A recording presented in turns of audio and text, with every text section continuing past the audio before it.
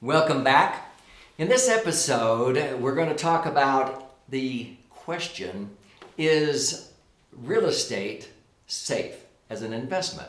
Well, I've learned this lesson the hard way, and so in this episode, I'm going to share with you what I learned from a bad experience, that my home equity or any real estate equity was not really as safe as I thought it was. You have to overcome some obstacles about what safety really means.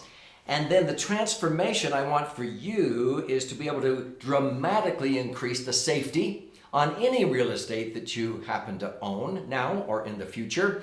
And I'm going to give you specific action steps to have the utmost safety at any time on any real estate that you happen to own.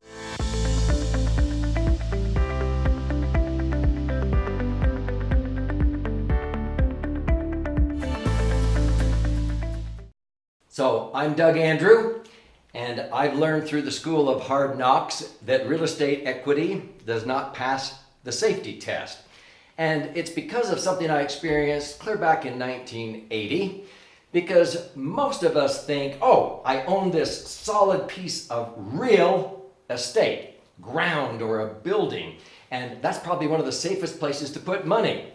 No, not necessarily. We often think, well, we want to hurry and get this property paid off, and now I'm in a safe mode. That's not true either. So what happened? You know, back in 1978, my wife and I built our third home, and it was this beautiful dream home, and we put about $150,000 into its construction.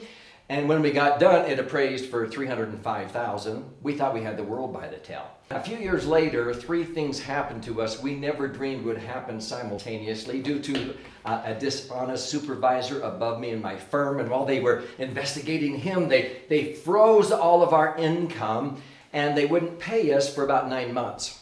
Now, I don't know if you're like me, but how are you going to make your mortgage payments?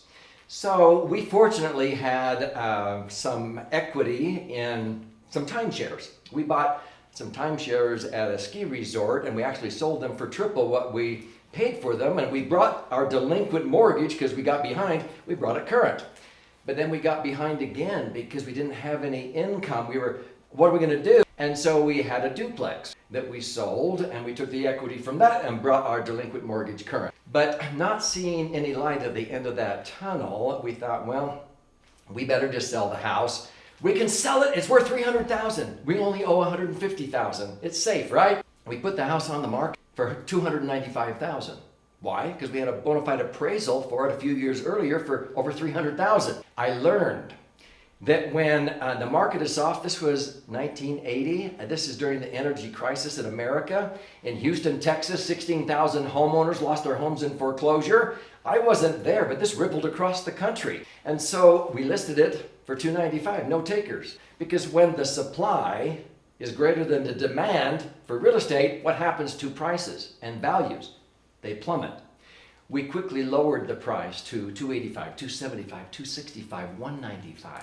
My wife and I will never forget the day we walked into the county courthouse in Provo, Utah, and on the courthouse steps we watched our beautiful home get foreclosed on. Now, we went out within 24 hours and we bought another house with no money down and no credit.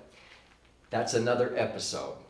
But folks, what did I learn that day? I learned that $150,000 of equity was just a number on a sheet of paper. It was not safe. My house went down in value. I lost it all.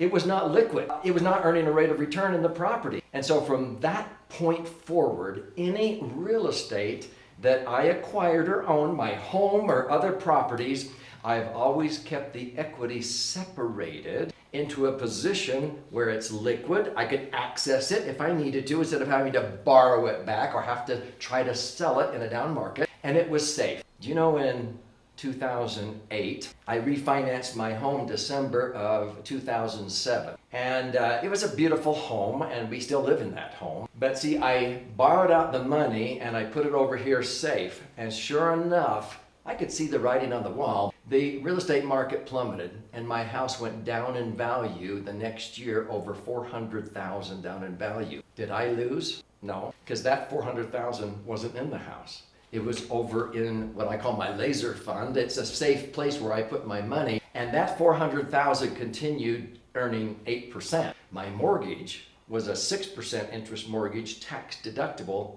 That was only 4%. So I was making twice as much money on the equity that used to be in my house. If it was still there, it wouldn't be safe, it would have been gone. But for about 8 years, I continued to earn twice as much as the cost of the mortgage because I had my equity in a safe place instead of trapped in the property, because real estate values can go down also. So when we talk about safety, it's safety of principle. You don't want to lose what you have into the property or the highest point it's been valued at by keeping that equity safe because of market volatility. When the economy goes down, when values go down, the stock market goes down, I don't lose.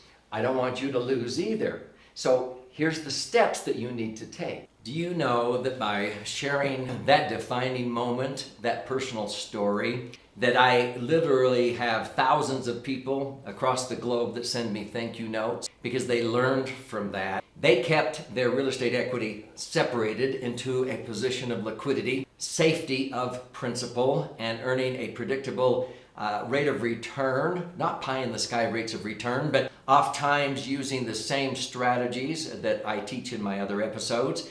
They've earned 6, 7, 8, 9% compounding interest tax-free, while the mortgage on the property is maybe only 4, 5, or 6% tax deductible. So they've been making at least double what the cost of the mortgage is.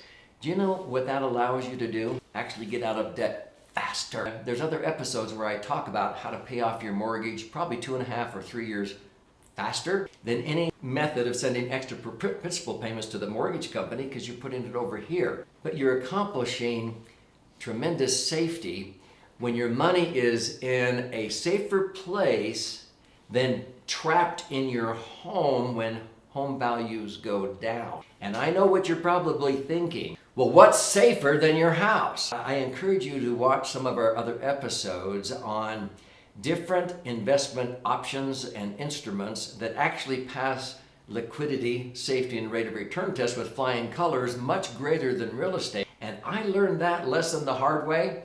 I don't want you to go through the same long learning curve that it took me. The purpose of these educational episodes is to send you on a power curve, to not make the same mistakes that I've made. So the key takeaways, you want to make sure that you have safety of principal, not just the safety of the institution where you might park the money, so that when the market goes down, whether it's real estate or the stock market, you don't lose. Number 2, you want to become your own banker. Simply do what banks and credit unions do and be able to use interest as your friend instead of your foe. But the most important part is to always maintain liquidity. The ability to access your money when you need it with maybe an electronic funds transfer or a phone call. So I would encourage you to watch this episode about why real estate equity is not liquid and how you can create liquidity.